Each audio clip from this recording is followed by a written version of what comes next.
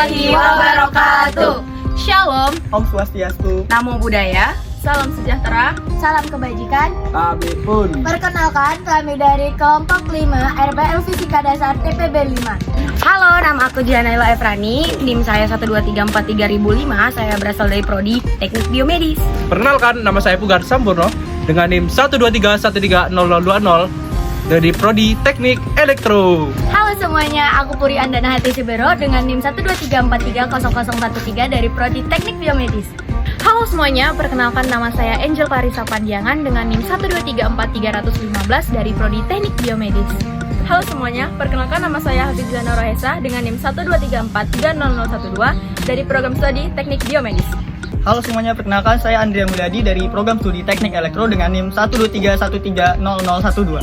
Pada kesempatan kali ini kami akan memaparkan materi tentang penerapan hukum Bernoulli pada pompa akuarium sederhana yang akan kami buat. Selamat menyaksikan. Hukum Bernoulli dicetuskan oleh Daniel Bernoulli. Bunyi hukum Bernoulli menyatakan bahwa kenaikan kecepatan aliran dari fluida mampu menyebabkan adanya penurunan tekanan fluida secara bersamaan, atau juga bisa diartikan dengan menurunnya energi potensial fluida tersebut. Contoh penerapan hukum Bernoulli dalam kehidupan sehari-hari adalah menekan selang air, gaya angkat pesawat, tangki air yang bocor, dan masih banyak lagi. Berikut video pembuatan pompa akuarium sederhana kami.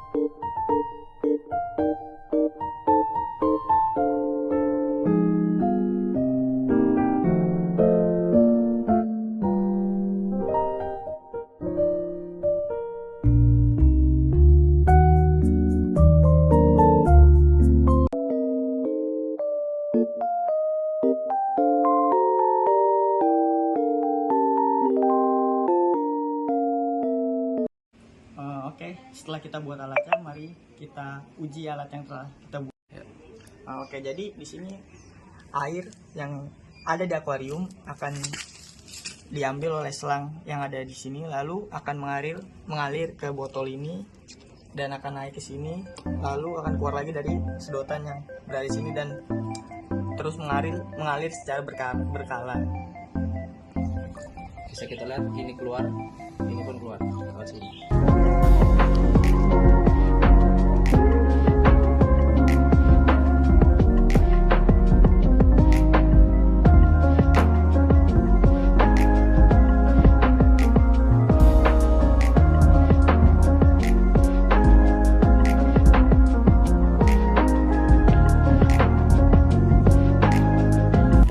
Materi hukum Bernoulli.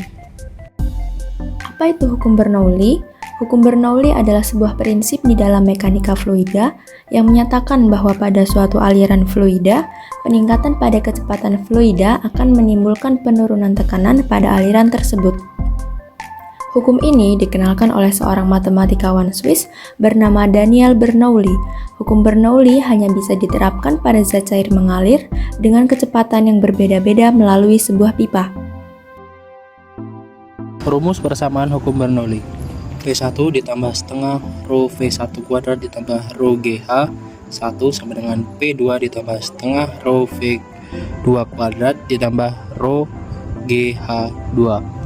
P itu adalah tekanan dengan satuan Pascal, V sama dengan kecepatan fluida dengan satuan meter per second, G adalah percepatan gravitasi bumi, H adalah ketinggian dengan satuan meter, dan Rho adalah massa jenis fluida dengan satuan kilogram per meter kubik.